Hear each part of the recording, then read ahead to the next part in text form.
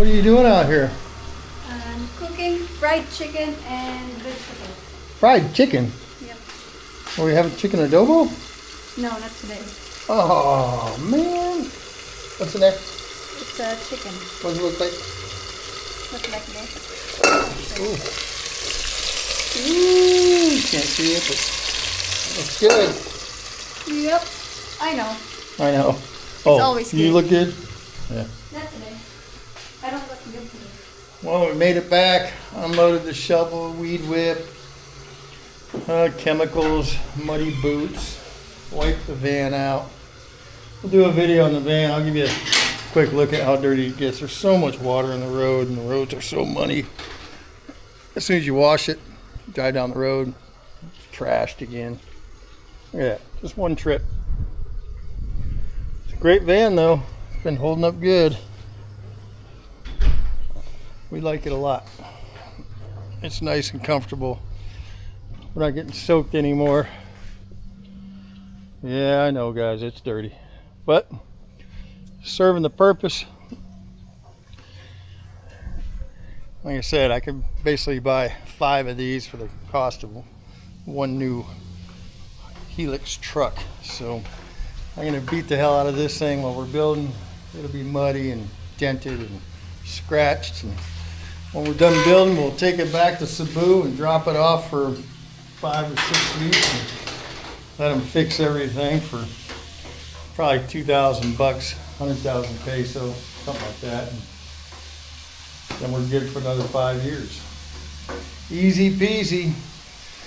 Materialistic stuff can stay in the West. We need simplicity, right, hon? Yep. That's why we don't have a couch, because we have an 8-year-old kid that jumps up and down on everything. So, plus, we buy a couch now, we build, we'll want a different couch. I didn't know this one is a badass, huh? Yeah, it's just meant for light grass, the string. Yep. Yeah, it works pretty well in the light grass. We had the metal blade on there when we were chopping down the big weeds. But, oh, got our veggies going on over here. Smells good. It smells good. And you look somewhere. And it smells good. I got dirt all over my face. Not really. Got a lot of dirt on my face earlier. Weed whipping in clay mud. It sucks. Oh, and then on the way here, I jumped in the van out there and I looked down. I thought it was a big clump of mud on the top of my flip-flop. It was about yay big, 1.5 inches long. We get here, we unload the whole van. I go to take my flip-flops off. It was a baby lizard just stuck to my flip-flop, kind of looking around. So I let him go across the street. He's probably looking for mama, but he's a long ways away from home. There it is. Look at that. Yummy. Yummy. I look so bad today. Because I woke up early to go to the market, you know, buy eggs, chicken. How much is a chicken now a kilo? 230 per kilo. It's like $4 for 2.2 pounds. I bought 2 whole chicken. It was 750 peso. Yep. More than a minimum wage in the Philippines. Yeah. Daily wage, 500. 2 chickens, 700 plus. Figure that out. Here's our nice little garage. Van stays outside. It's not worth moving everything. Jacob's tearing apart the house. That's what he does best. Give you another overall of the living conditions. Little wall mount fan. AC up there. Got our laundry set up back here, shelf. Got our Tide detergent when we're in Cebu, big bags of liquid and Downy. Got a wash sink, there's our water pump. Shelves are stocked, but this is it. Simplicity, guys. 2 bedrooms upstairs. Oh yeah, I guess I could show you the bathroom. Why not, right? Some of you guys that, let me get the light on here. Just a sink, toilet. We got a shower area over here. We actually have our grill sitting inside. Not that we use it inside, everybody. We just have the grill sitting inside. And then our stairway going up. We have 2 bedrooms and a bathroom upstairs. I'd show you that, but beds aren't made. We live in our house. We enjoy living in our house. So there's my son has the loudest sneeze in the world. Thinking about going to the mall, but I think it's going to rain. You can't drive the vehicle down there. There's nowhere to park, just the scooter. So built the mall and didn't plan for parking. Figure that one out. That's about it, guys. We'll keep you updated on the property.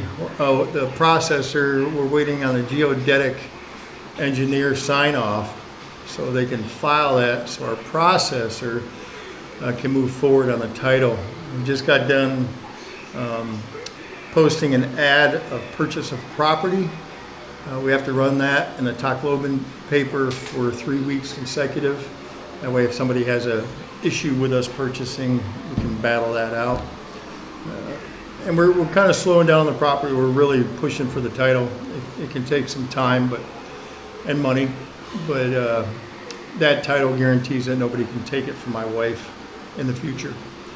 So right now we have a tax declaration and bill of sale, and then we pay the processor. And you got to grease some hands here and there to get some paperwork done. It's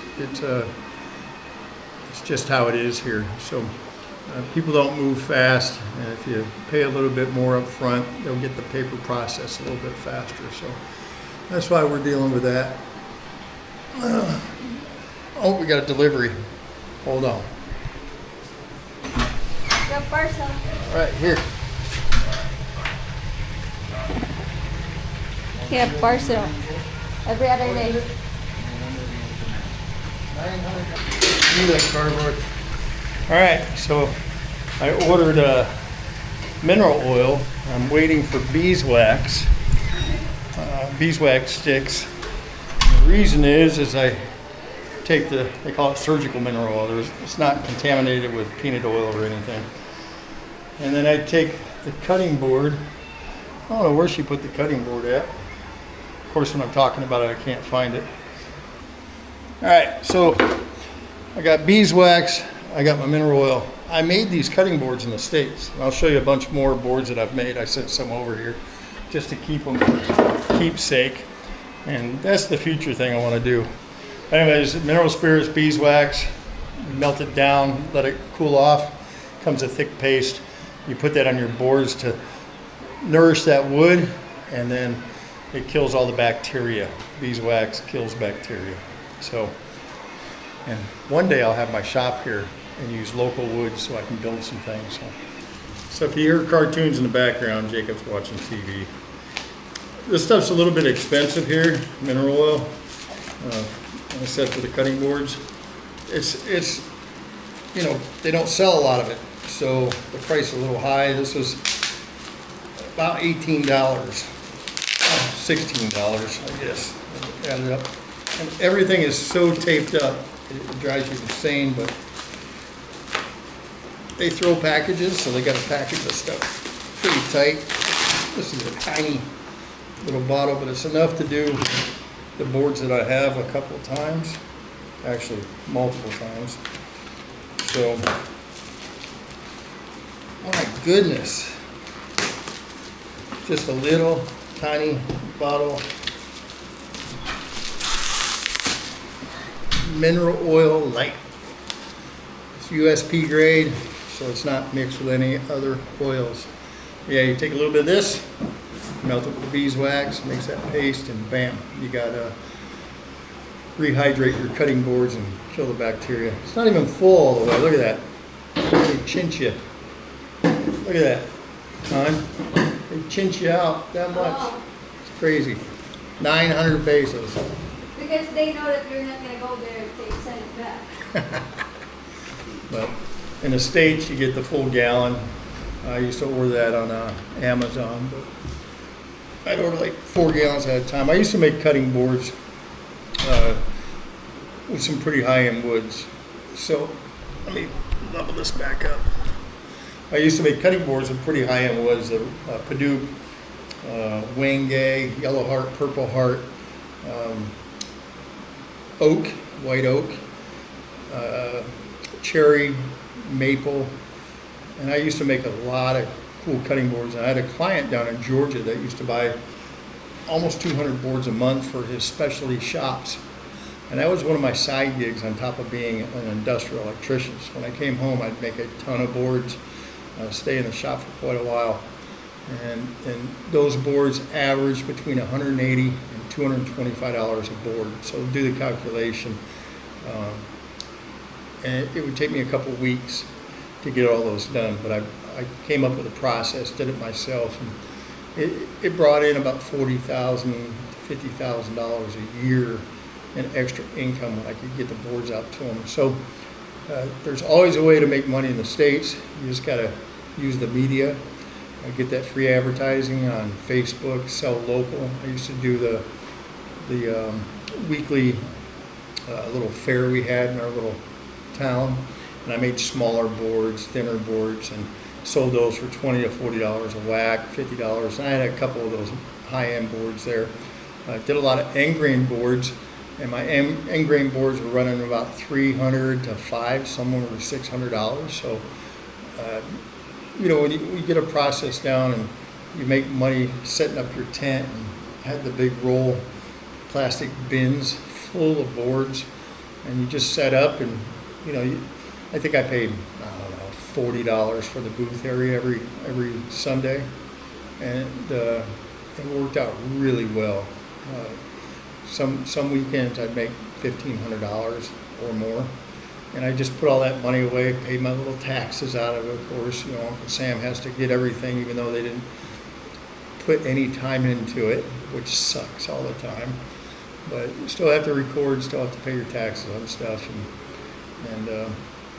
but that's how I was able to save quite a bit of money, and I was focused on coming to the Philippines. So that's what I did. And when I got to California, we had some booths set up out there also. So, and I sold quite a bit to realtors, a lot of realtors, and they give those away as gifts on house closings. And they worked out real well, especially the high-end boards. A realtor can afford $200 a house when the houses are $500,000 and up.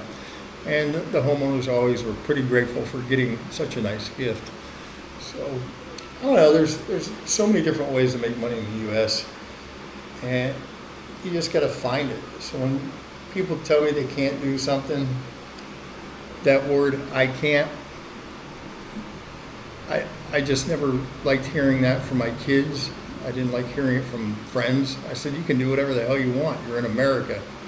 So for all the people in America that think they got it so bad, actually you're in the best country in the world. And I love the Philippines. It has its flaws just like America does. But America gives people opportunity that you can't get anywhere else in the world. So